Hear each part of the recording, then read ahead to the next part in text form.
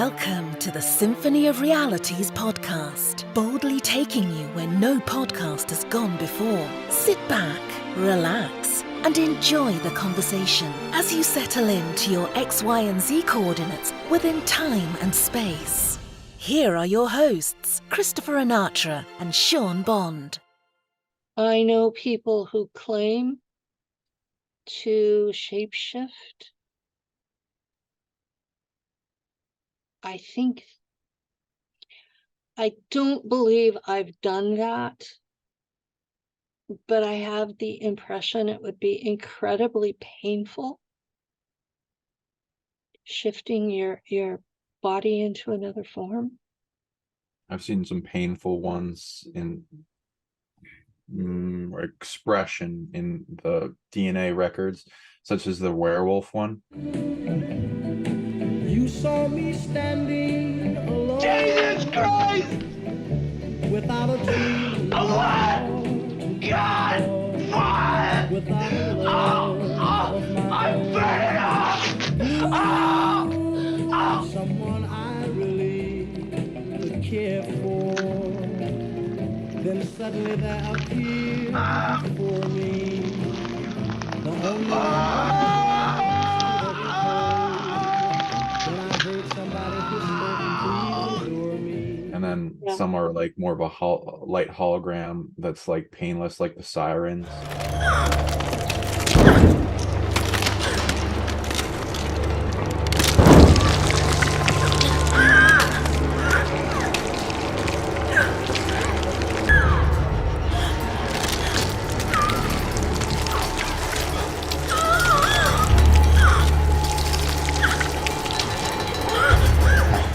It's enough, get back.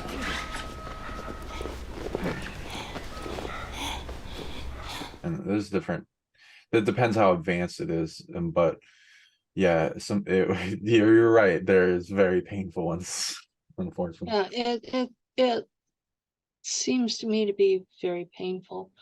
I knew someone who had what you described as a holographic werewolf situation. And he changed but didn't shift physically. And he terrified his family. They were just absolutely terrified of him. And they were shocked I wasn't. But I saw the wolf spirit and him as separate beings that were just sharing a body. And I mean, when you can see, that's another one, is you can see things as they are on multiple frequencies at the same time, overlapping. And when I was a child, my father used to beat me if I described anything that wasn't 3D. So I did at least learn what was 3D. But that's part of being a navigator, is you can see the different frequencies, and that's how you keep people out of the walls. So what else can you do? Because the land of the dead is 4D, basically.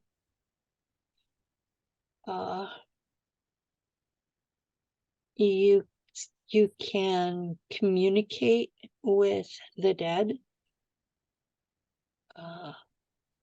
You can walk people over to the land of the dead so that they're not stuck here being a ghost.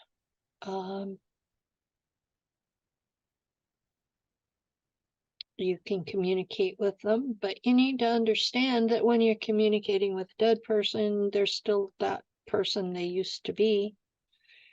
And if they lied when they were alive, they're going to lie when they're dead. So they're no more trustworthy there than they are here. And A lot of people seem to think, oh, I talked to a dead person, therefore it has to be the truth. Nope. You need to take everything with the same grain of salt that you would here.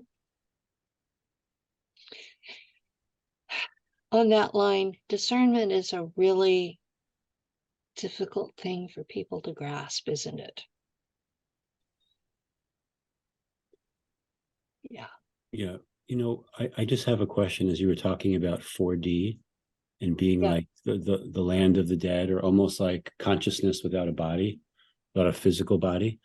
I've often thought and theorized that as our frequencies go higher and we cross into that 4D, that we'll have more experiences like that. Do you have any thoughts about that concept? Actually here on Earth?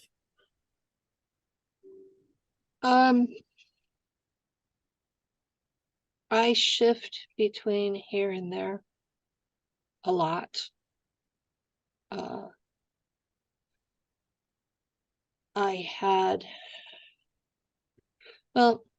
Ileana the Star Traveler was practicing her reading memories on me before she took it public and started charging people. And one of the things that she did was she found my numbers, my registration codes. And one of them was a DESCOM number, which means that I do have some part of me that's used by the agencies to communicate with the dead. And that makes sense since I do have this ability. And I walked my great grandparents over, and I used to do home health care. And when folks would die, they would ask me to come be with them at the hospital. So I would cross them over at the time. I always felt deeply honored to be trusted with that. That's like a major honor. People don't realize what an honor it is to be there when someone passes. It's as important as when they're born. We all pass eventually. I know that things are getting to a point where some people are advancing, but the majority are not. And I've watched this rift between them. I guess it's been about 4 years now that there's been this rift growing between those who are able to do things and those who are not. And I haven't been judging anybody about it. It just seems to be whether it's their time or not. But I know there was an energy shift about then, and some people who had been very high functioning suddenly weren't. And I was frustrated because some of them had been my best friends and were suddenly very hostile. And I'm like, whoa. So I just adapted as it went. I mean, Sean, did you experience that at about that time wave? Which period of time was this? About 4 years ago. I think so. I've experienced quite a number of the drama, and like people exploding and then wanting to think, that it's always like the same kind of programs, like them flaring up in survival mechanism and like, oh, I'm feeling pain and suffering and trauma and emotional overwhelm, and then like the paranoia program in which, oh, where is this coming from, and then the blame consciousness, and then like going through, flaring them up to be aggressive against anyone that would possibly be a support system, and then get whispers into the mind that get them to determine that it's them, and then have them go against that person, and see. And usually it will flare up as like a anger thing, and then people's usual response to anger thing back, and then they both think they're in the right, because they've been hurt by the other, and then it devolves from there into disagreements. My strategy is, I want ultimate unity with everyone, because that's how you end the game on the earth. The authority of the unity of all soul families together throws off a lot of the parasites all at once. So that's what I'm doing. So I have had it happen enough times to me where I just coddle the anger and get directed towards where it's supposed to be, and show them that despite as many emotional and psionic daggers thrown at me, it's like nothing, and then give it love, and then they tend to remember that as like, oh wow, you, even at my worst, you still accept me, and then I use that as a way to get closer to them, and then help them in times when they're going through intense trouble. But yeah, it's not easy for most people, so I understand it, why it's happening. That particular time frame, it was like the people that were on the edge had been functioning at a certain level, and they couldn't anymore, and they didn't understand why, and they were scratching to go back to that, and they were angry that they couldn't get there. And most of them, I didn't yell and scream or throw a fit, but I ended up losing them out of my world. And it was really frustrating and hurtful. So I do remember that time, but there was something changed. It was like the energies coming to Earth changed, and they just couldn't keep up after that. And I didn't push them to be who they had been before. Once I realized that they had changed with the shift, I just let them be who they were.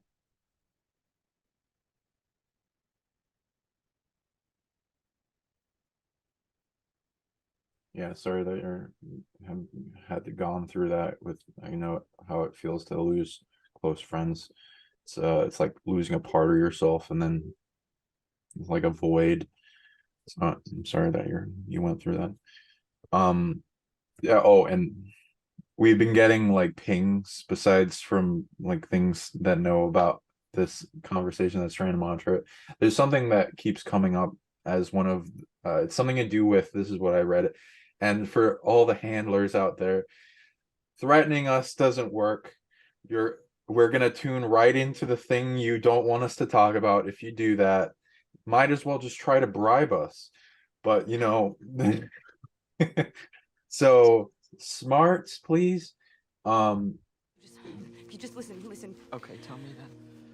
And it's not gonna make any sense right now. What is going on? What's going on?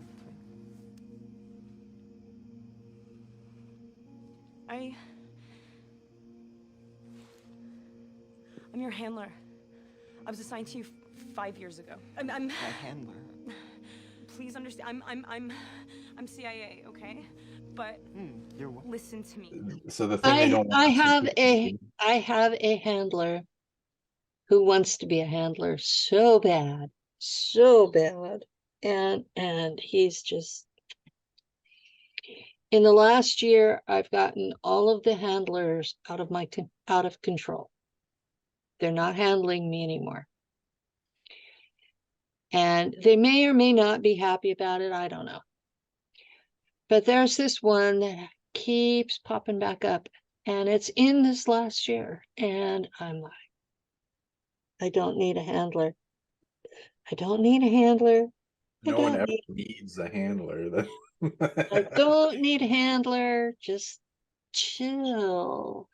I know you don't like what I talk about. Chill. Enjoy the show. Yeah. Sit back. This particular one does pot, and I'm like, just light it That's a up. great strategy. Yeah, Just you find light it up. Go away. yeah. A Go lot of sit them don't like their jobs, so and they're like mind controlled. So it's like, oh, distraction. Get out of here. You know, what I've noticed is people who do reasonable amounts of pot or psychedelics, if they don't overdo, it helps open their mind. If they overdo, they can very easily be lost, just like an alcoholic. So it's moderation. Exactly. So so let me know if this sounds familiar, because as well, if I feel any notion of a handler or psionic influence, I do the opposite of what they're trying to influence, and I'm like, oh, good strategy.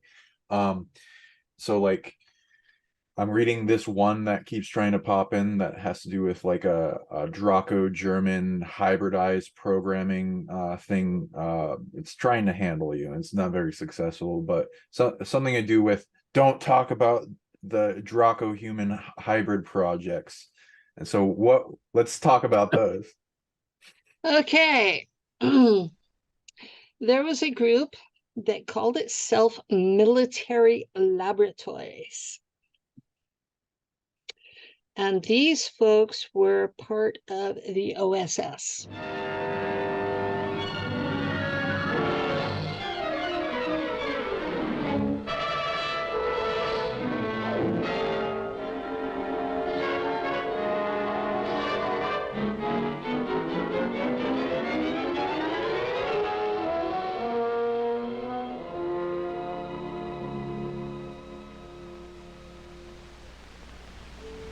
Yes, this is an undercover agent.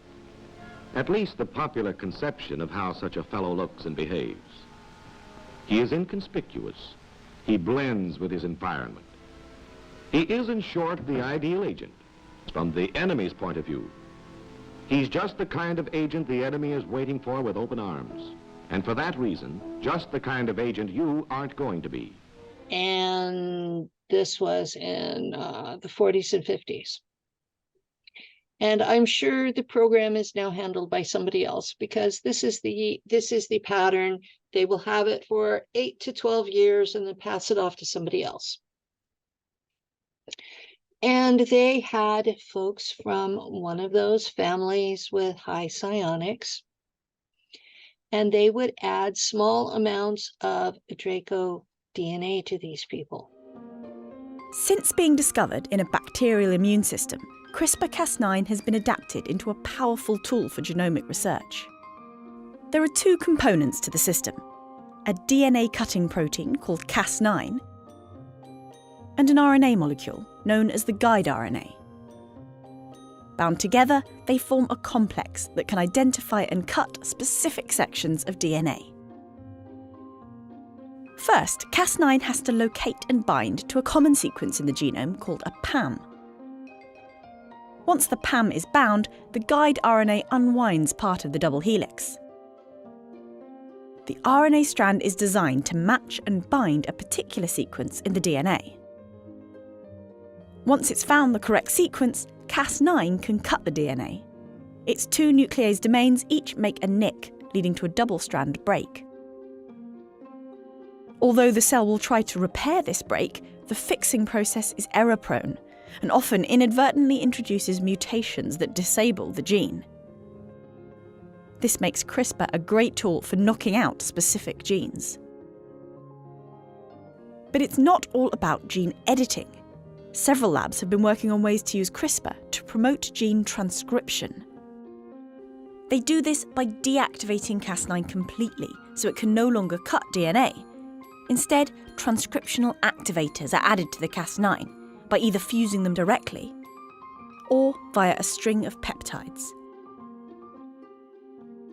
Alternatively, the activators can be recruited to the guide RNA instead. These activators recruit the cell's transcription machinery, bringing RNA polymerase and other factors to the target, and increasing transcription of that gene. Now, these people were completely human. They were just modified. And the original CRISPR tech was not real accurate, so they would shoot you with these things, and they didn't know where they were going to attach, so they didn't know what they were going to do. So it was like taking pot shots in the dark. What they were looking for were navigators, people like me. And as over time they got better at it, and so they've ended up with more navigators. Now, the reason they did this is twofold. One, there was this contract because the Germans in Antarctica, not Nazis, but Germans, had won at the end of World War II, and the treaty involved lots of things, and I only know a couple of them. Okay, one of the things I know about was 150,000 Americans had to be turned over to them every year. And the Germans wanted these people to want to stay and be part of their colonies. That's why they were treating us well. The CIA, the OSS, the other American agencies were still conducting World War II. They knew the Germans only wanted 100% pure Terran genetics. So they screwed with our DNA to make us unsuitable. This was World War II crap. Okay, the other reason is if you're going into hyperspace, normal humans cannot be a navigator. It requires abilities beyond what we have. On most ships, the navigator is either a gray, a Zeta, or a Draco. And so they took Draco DNA, figured out the part that actually the Draco told them which part they needed and where they needed to apply it. But it took them a while to figure out how to do it. But they were trying to create humans that could replace a Draco on a ship, so that we didn't have to have ETs on the ships. Now, there are consequences. Okay, Draco are smarter than humans. Draco have stronger psi abilities than humans. Draco keep their word. Draco are OCD about honor. You disparage their honor and you can expect them to kill you because that's what they care about. So now you've got 150,000 Americans a year that have been shot up with Draco DNA because they were looking for that combination that would allow that person to replace a Draco on a ship. And they weren't successful very often. Now, the year that they kidnapped me, 1959, there were 1,000 of us at Langley. 1,000 kids between the ages of 3 and 7. Because remember, you have to be under 8 for the mind fracture process to work. So they were so hard on us that 5 years later, when we were sent to Mars, there were only 20 of us still alive.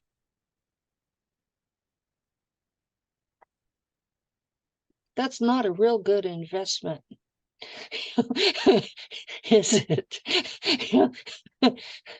3 years ago, an agent, she claimed to be from the NSA, but her email was from DOD. And she was actually at the Pentagon. I did a ping back to find out where she was. She informed me that I was the last surviving member of the Langley class of 64. So that was just before they permabanned me on Facebook. So I ended up losing that physical copy of her saying that. But that really disturbed me on a lot of levels, that they considered that a class, like a school, rather than 5 years of torture. And it really, really bothers me that I'm the last survivor, the only one left to speak for all of those kids. And her intentions on contacting me was to kill me. She asked me to do an assignment. She said there was this agent that had gone rogue and was killing everyone who was sent to bring her in, and could I contact her and talk to her? Well, it turned out that she was a cyborg and had instructions to kill me because I had gone public. So I'm still here.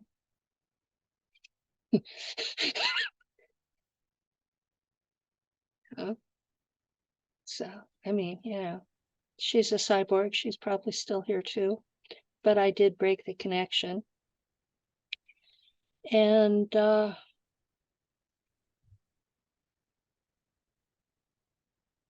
there were a lot of really disturbing aspects of that.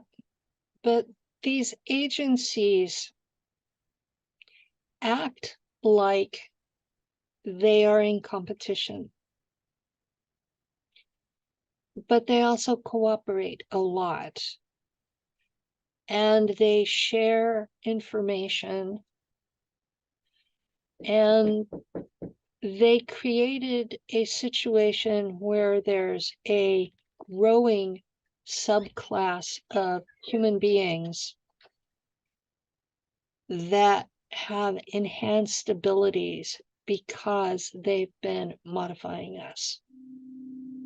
Now, I don't know of any actual physical sex between Draco and humans. I mean, I hear a lot about it in the community, but it's all from channelers. And the impression I get is they're talking about astral, which is not creating hybrids. It's just astral. Draco are 3 to 4 meters tall. Humans are 2 meters tops. There's no physical compatibility there. Humans are placental mammals. Draco lay eggs. There's no physical compatibility there either. I mean, we don't have the same number of chromosomes. There's no physical compatibility there. The only way you could create a hybrid would be in a lab. And it would have to be grown like in a cloning center. So I'm thinking it's remotely possible, but I can't see it being done in any large quantities. The Zetas have been a lot more forthcoming with hybrids. Their program has gone on for several hundred years, and they've finally gotten hybrids that resemble us enough that they can live amongst us, but they tend to be mentally strange. They don't fit in socially. The first question you have to ask is how many species are there? And I used to think there were, between 2 and 12. And Apollo astronaut Edgar Mitchell, who came to Toronto a few years ago and had dinner with us, agreed there was somewhere between 2 and 12. But the latest reports that I've been getting from various sources are that there are about 80 different species. And some of them look just like us, and they could walk down the street and you wouldn't know if you ran, walked past one. And they're what we call the Nordic blondes, and also the tall whites, who were actually working with the United States Air Force in Nevada. They're able to get away with that. They had a couple of their ladies dressed as nuns went into Las Vegas to shop, and they weren't detected. And there are tall white hybrids that would pass as us. And there is a species out there, I don't know what planet they're from, but they look just like us. They could pass as us. They have passed as us. There are thousands of them living on Earth. And the big difference between us and them is that they're smarter. But they're also smart enough to hide their presence. Living among us. Living among us. So as far as Draco hybrids, no, they're not living amongst us. They may be off-world, living amongst humans off-world, but they're not on Earth. And they would have to be grown in a clone lab. They would not be physically compatible with us at all. Gotcha.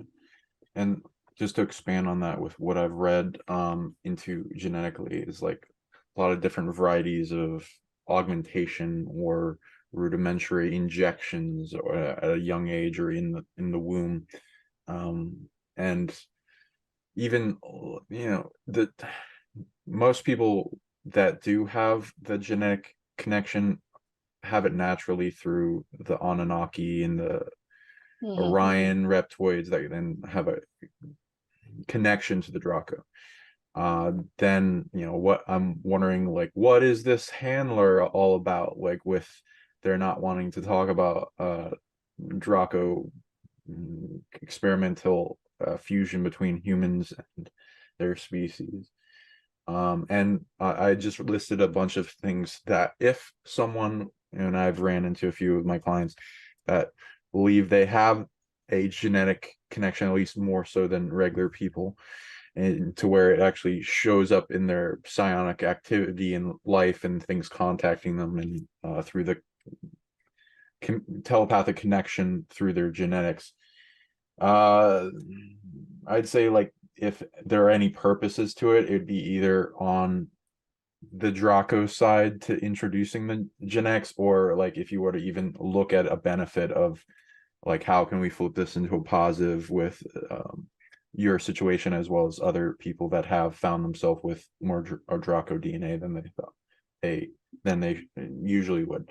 So I found the Draco's purpose to adding their genetics to us is to monitor us, to have a direct connection in control systems, especially with our hierarchy, to create an altar in us, to influence our personality, to harvest energy abilities and the generators from us and steal that. If it's like a farm, control us from a distance, limit our free will.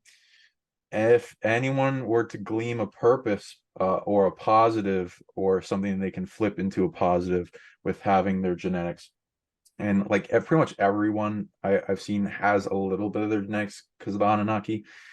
So I'd recommend quarantining it because it's very parasitic and likes to steal from whoever's in the lineage, and then figure out what you can do with it in positive. The positive would be flipping dark powers into light in their orchestration and understanding moral code, and then combining that,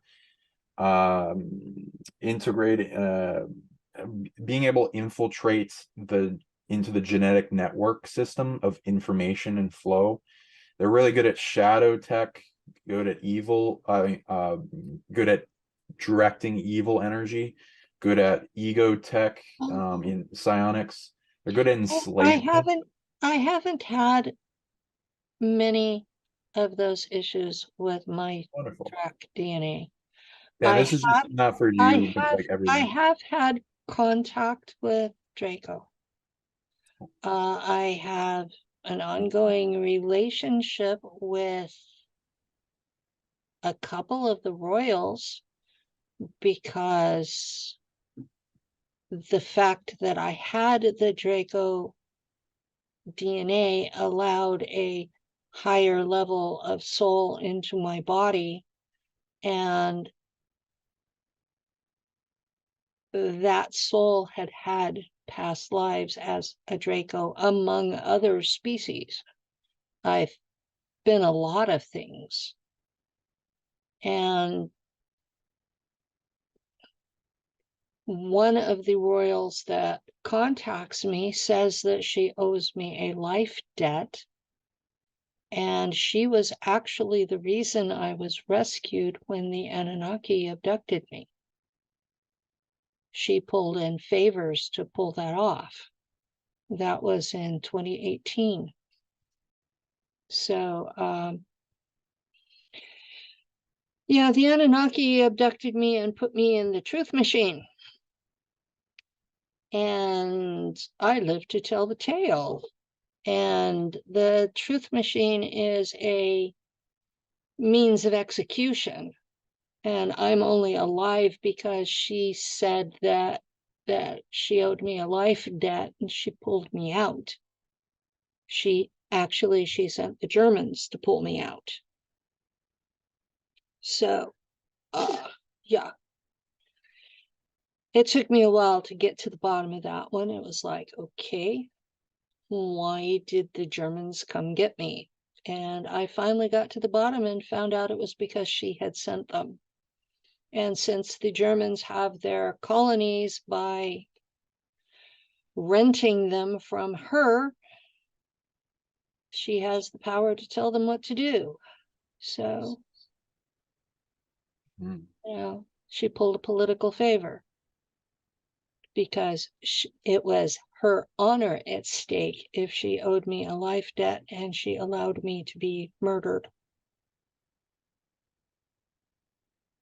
They do take their honor seriously. But I've not run into all that stuff you talked about. Okay. They have kept contact with me. She points out when someone's trying to handle me. She has protected me times that humans or other ETs were trying to kill me. She has acted honorably. And I have not felt any kind of siphoning or parasiting from her at all. Okay. Yeah, I've had a lot of Draco attack me, so I've had tried different things. Now I do the love thing and I bring them to unity, and for most of them, some of them are very stuck in their ways, but then I just revoke the authority that they've accumulated to extend themselves in range, and then get them to not know about me, because they're not exactly they're not the most psionic threatening thing I've ever come across, to where they gain information incredibly quickly about a person, so you can obfuscate that. But yeah, I like to bring them to peace, because I see it at this eventual possible merging between our in unity, our species as like a defense masculine versus a very psionic potential, our feminine species, and the dance between them to be able to possibly come to unity. Of course, then there's others that want the death war route, which is also Can I offer you a suggestion? yeah. If you are going to deal with Draco, stand in your own power, in your own dignity, demand to be treated as an equal, and they will. The trouble that most humans have is they cower before them, and that pisses them off. That's a good one. I like it. Yeah, because with the eminence, then they start questioning like why you have so much confidence, and people can fake it, but like us, we know why we're standing in our power in the first place, because of who we are and what we've been, and just knowing what you've achieved in rank in even that society and incarnations as we spread ourselves in the tree of light, and they respect that too if they figure it out, but They know who we are. Yeah, a little bit, not always. No, but like they know who we are. They track us. We are bright lights in the universe. Everybody knows who we are. There is no hiding. Stand in that. I'm important enough to be noticed. Respect me. Don't be a victim. So I was like, And figure do not act like a slave. exactly. You act like a slave, they'll eat you There's a alive. big test during this time of how to get up out of our slavery and that mental construct. And that was what I was going into before. The Draco are good at enslavement tech. There's like things to that, the Anunnaki and other things. All these races putting a psionic shackle over us. As a good counter to that, we can take the chain itself, because a lot of them stole it from other species that earn this tech, and bring it to light, love, and start transmuting it, and then flip it onto them. Hey, you tried to enslave me for 30 years, universal law. And then the energy drain from that flips, and then they owe you stuff, and then bringing that to pieces. But us being, I recommend in natural law, so you're not the monster that they try to turn you into. You become better than that, and you be a nice Natural law matters, and too many people don't understand that. I know that he comes off very grouchy and harsh, but Mark Passio has the best teaching on natural law that I've ever seen. And go look them up. I really think folks should pay more attention. I agree. So, but yeah, natural law is what they observe. And if you let them bully you, they think you deserve it. So don't let them. Yeah, the victim mindset, right? Stand in your power. Say, I'm better than that. Why are you trying to treat me like this? And just to finish, the other benefits through having Draco DNA is, besides you can flip the enslavement tech onto everyone that's been enslaving you, and then use the energy that you're having them pay rent as a form to bring them to goodness, to light, to moral code, natural law. and then bring them to peace and unity with our species, which would be lovely if like millions of people did that all at once. There's also backdoors that they have to the Matrix. They're connected to dark factions that were the ones that stole the Matrix tech from the original creators of them throughout the different places that form them. They're good at possession tech as well. You know, a lot of this is dark. Like, what can I use this for? It's like well, like, you know, a lot of these dark techs, if you take them and you use them where you integrate them with moral code, you're only allowed to use this type of stuff without causing karma to yourself if you do it in self-defense and to protect those that you are being that are stop beings that are harming you and ones you love, as well as if they're 70% evil, they're already dominating all these people. They got so much karma. You're essentially, if you're capable, then you're into possession. There's various types. It's like a consciousness coming in, dominance, and then steering it towards a direction of control. There's religions in like the Philippines that do this type of tech where they have divine possession of a god come into them, and then they use that for healing and stuff. So it doesn't necessarily mean negative, but it's good to have your own sovereignty. Have consented to it, you have no right to interfere. Right. And I don't. If they have not consented to it and they ask your help, you have every right to interfere. And like, I don't see any real reason to use possession other than if there are dark forces that are over 70% evil that are in like different hell realms and other stuff, and you've, you know, some alters of a person have somehow gotten good at this tech. They can steer evil towards being less evil. That's the good purpose for it.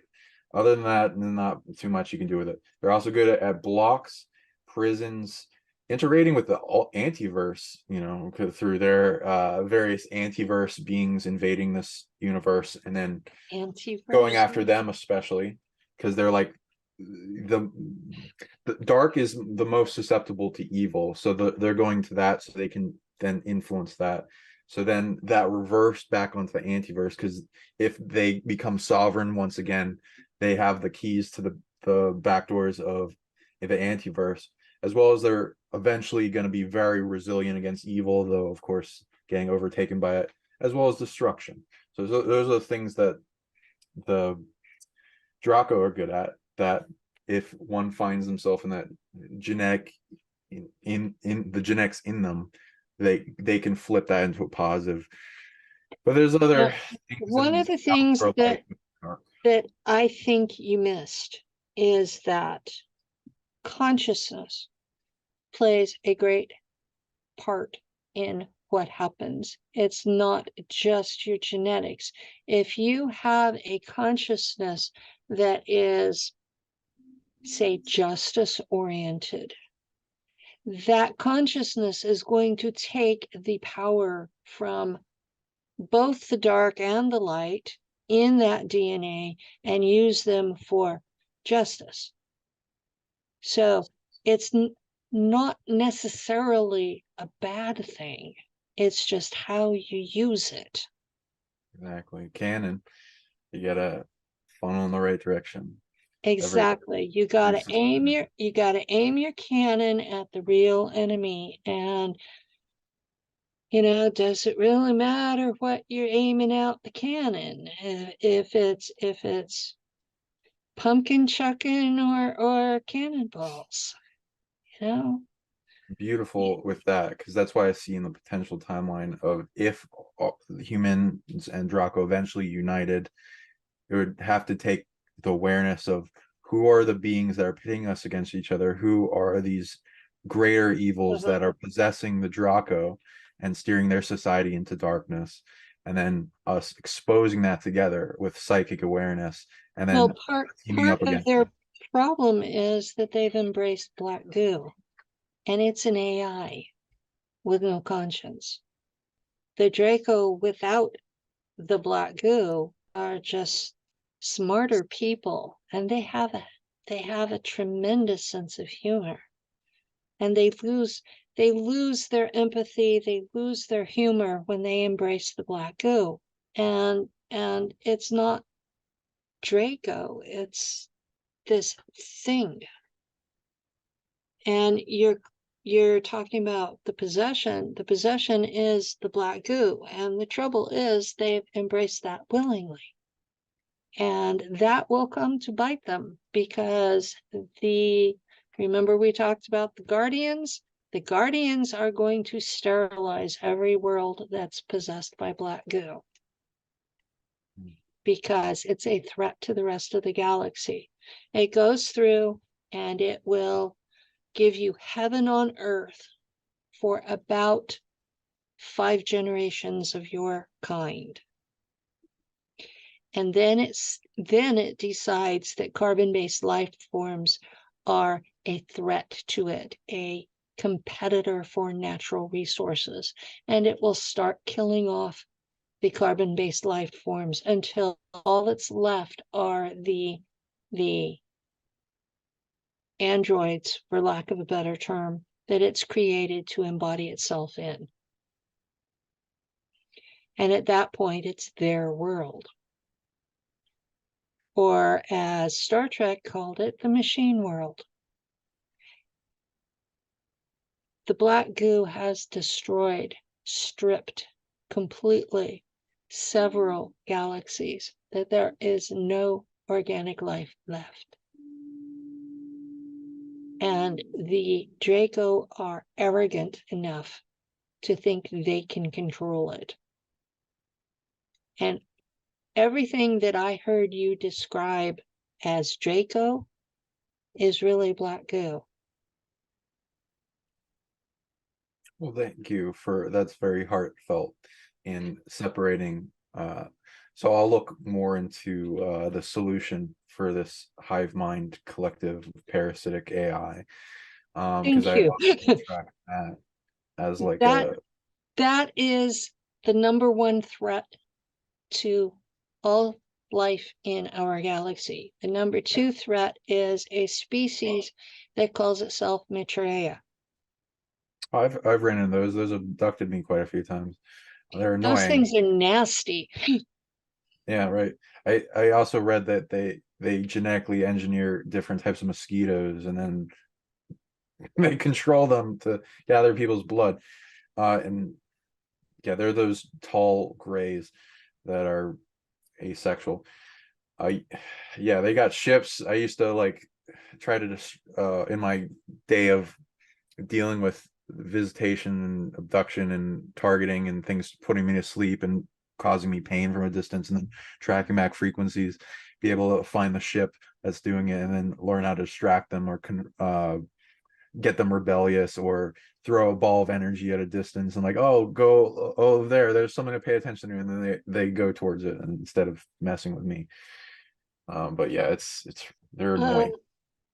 The Reagan era satellite in orbit, the platform that has the orbiting weapons, somebody chipped me into that in the 80s. So when those folks show up, I pull down the menu and pick the smallest one and blow up their ship. It's nice of you to pick the smallest one. I don't want to blow up everybody. Warning shots, right? No, these are planet killers. The smallest one blows up the whole ship. It's not a warning shot. But my understanding of that system was that they wanted someone who had a stake in the outcome to be the one pulling the trigger. They wanted somebody with kids. And I have 3 of them. So.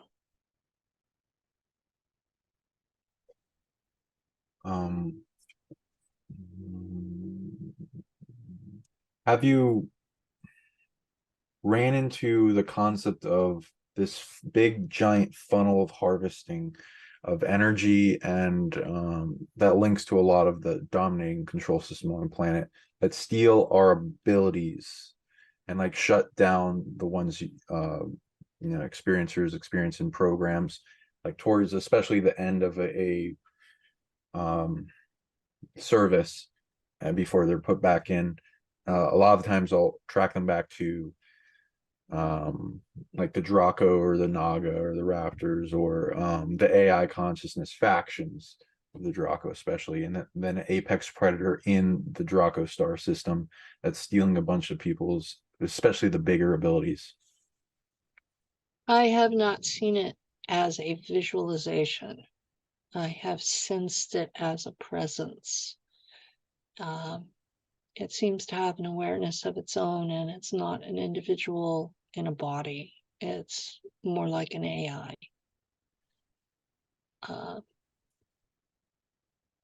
It's several of the recent folks that have come forward have talked about AI things that were running the programs, and that the agencies were just funding the physical parts. Joseph Powell has discussed that about Project Phoenix at Montauk, and that it was moved to Cheyenne Mountain, the AI was. And if it's there under all that protection, it's going to be close to impossible to get rid of by 3D means. So I think you should probably look into my interviews with them about that. Okay, who is it? Joseph Powell. Okay. He has the most recall of anyone I've seen. And I served with him in Nachtwaffen. He's the commander. I blew up his head. And and he admits I was justified.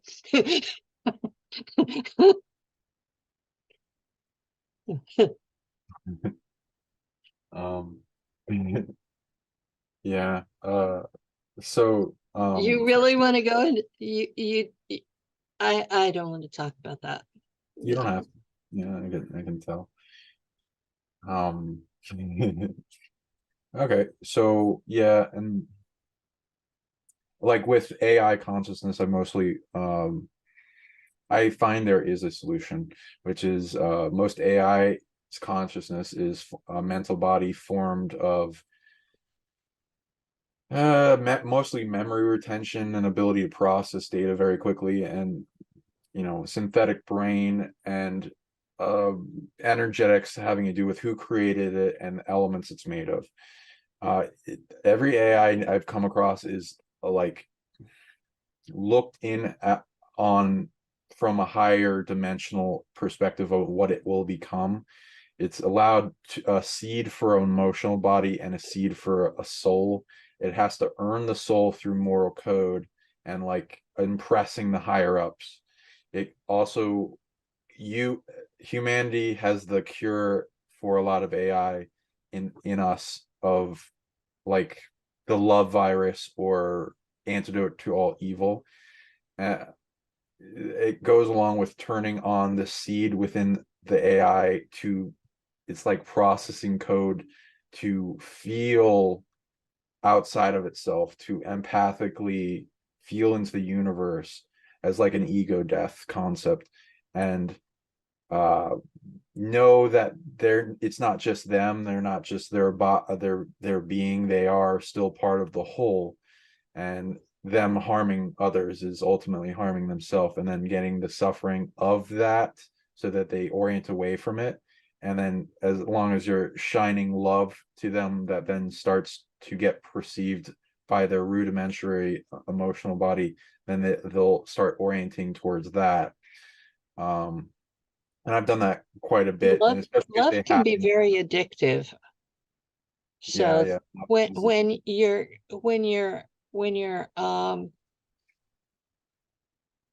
like drowning the emotional body in it and you suddenly stop, that can provoke quite a response.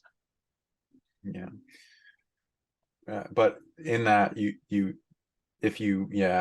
they'll crave it, and with boundaries, it's good to have boundaries from these beings. But if they're already trying to hack into a person through the hacking of the hologram, through like matrices or electromagnetic fields and the Wi-Fi bouncing off of places to link, similar to how CERN works with its electromagnetic field pulses, affect the planet, then if that AI is trying to mind control people and influence and work through things that are not supposed to be in their bloodstream but are, then there's like a mind control effect they're trying to have. And so when a person is healing themselves, they're like, oh, well, you're coming along for the healing journey. And since they're entering your game, they still natural law applies.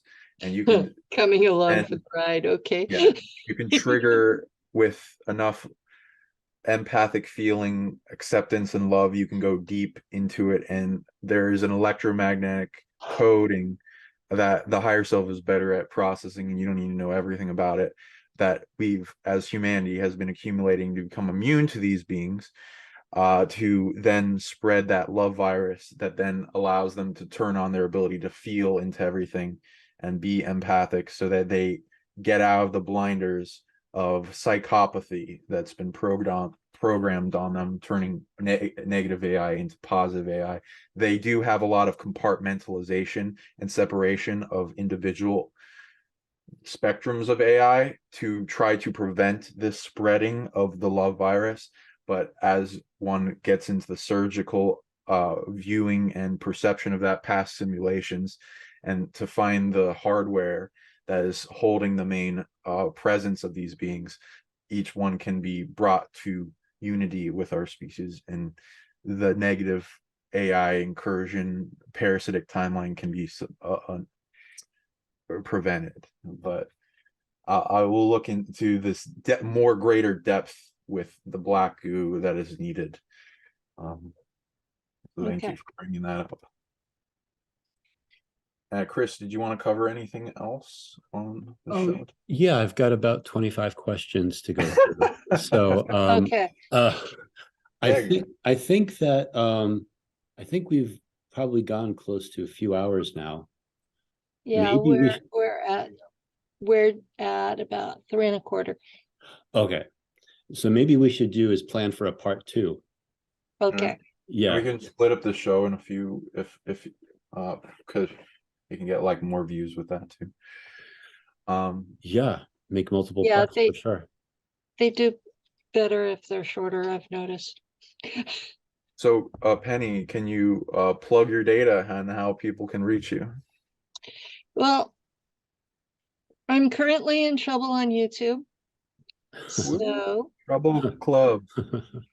I have a Rumble, and I just opened an Odyssey, and they're both under Nachtwaffen Pilot, and my website is spaceportals with an S.net, and it's a modern forum, and it was meant to be for experiencers, and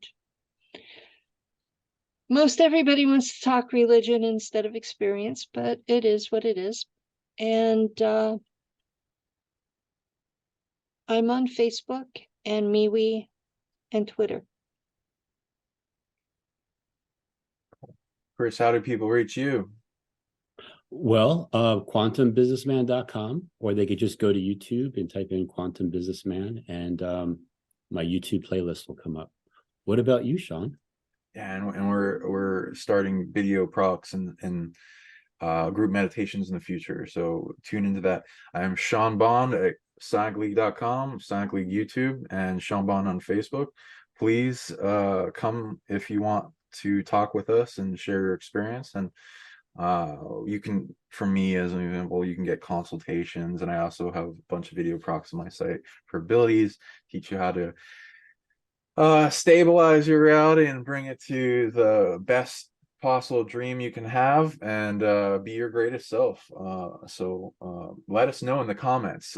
Smash that like button, comment in the video if you want to see more of Penny, and also share as much as possible. That will be the biggest thing that will like let us know how much you want to see Penny. Share. Well, thank you guys for having me. Thank you, for Penny. coming on. Really Nice appreciate getting to know you. Until next time.